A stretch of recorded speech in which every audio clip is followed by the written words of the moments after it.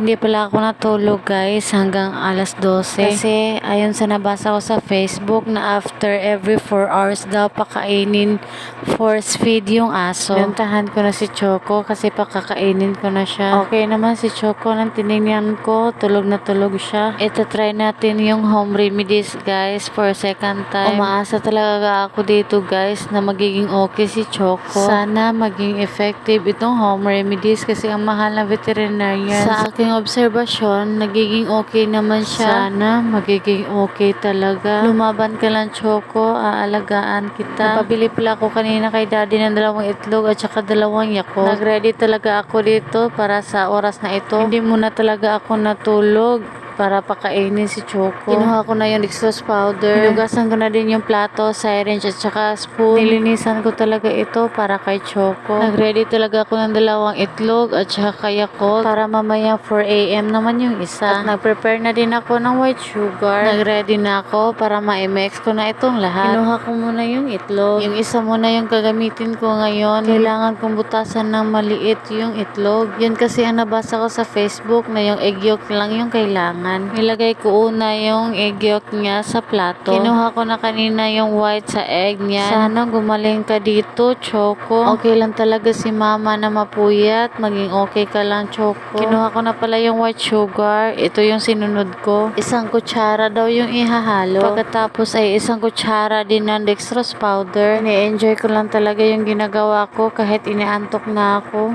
Alam kong lumalaban ka, Choco. Kaya lumalaban din ako para sa'yo. Huwag ka lang bibitiw, nandito lang ako. Handa akong alagaan ka, Choco. Sana kakayanin mo yung sakit mo. Magpagaling ka na, Choco, para may kalaro na si Milky at saka bunso namin na si Samantha. Hinihintay ka na nila. Sana bumalik na yung pagiging masigla mo. Sana bumalik na yung pagiging makulit mo. Namimiss na namin yung pagiging malambing mo sa amin. Umaasa kami na magiging okay ka.